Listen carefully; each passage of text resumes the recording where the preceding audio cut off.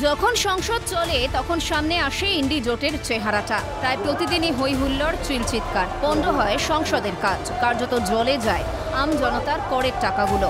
সংসদের অধিবেশন শেষ হতেই উধাও হয়ে যায় ইন্ডি জোটের জোটবদ্ধ চেহারাটা। ভোটার তালিকা সার্বিক সংশোধনের বিরুদ্ধেও বিহারে দেখা গিয়েছিল জোটবদ্ধ বিরোধীদের ছবি। দিন 15 ধরে একসঙ্গে পথে ছিলেন রাহুল গান্ধী, তেজস্বী যাদবরা।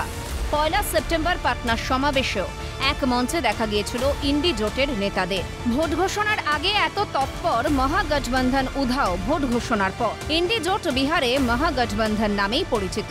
বিহার বিধানসভার প্রথম দফার ভোট 6 নভেম্বর। হয়ে গিয়েছে প্রথম দফার মনোনয়ন পেশ। এখনো অধরা মহাগঠবন্ধনের আসন সমঝোতা। এখনো দড়ি টানাটানি চলছে কংগ্রেস আরজেডিতে। চূড়ান্ত আসন বোঝাপড়া হয়নি। দুই দলই নিজের মতো প্রার্থী ঘোষণা করেছে। কংগ্রেসের দাবি তাদের প্রার্থী জোট ইন্ডিয়ার প্রার্থী। তেজস্বী কি তাহলে জোটের বাইরে? রাঘবপুর থেকে মনোনয়ন পেশ করেছেন তেজস্বী। হেমন্ত সোরেনের জেএমএমও ইন্ডি জোটের শরিক। চেয়েছিল 12 আসন, কোনো সাড়া না পেয়ে 6 আসনে প্রার্থী দেওয়ার কথা ঘোষণা করে দিল তারাও। দিতে পারে আরো প্রার্থী। हमारी संख्या ये 6 तो निश्चित है, 10 तक भी जा सकती है। एक बात आप लोग को स्पष्ट कर दें कि हम लोग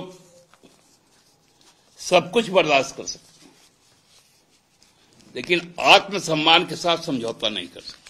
महागठबंधन नहीं, महागाठबंधन है। और ऐसा महागाठबंधन है कि मिशन विशन छोड़ो, केवल कंफ्यूजन, डिवीजन और अपना अपना एम्बिशन और पोजीशन की लड़ाई है। पहले हमने देखा कांग्रेस बनाम आरजेडी, कांग्रेस बनाम कांग्रेस, तारिक अनवर जी के ट्वीट। अब तो जेएमएम ने 3 तलाक दे दिया है महागठबंधन को और कह रहे कि हम अकेले लड़ेंगे। वीआईपी पार्टी का भी रुख हमने देखा है, वो भी नाराज चल रहे हैं। तेजस्वी जी के चेहरे पर वो एकमत नहीं हो पा रहे।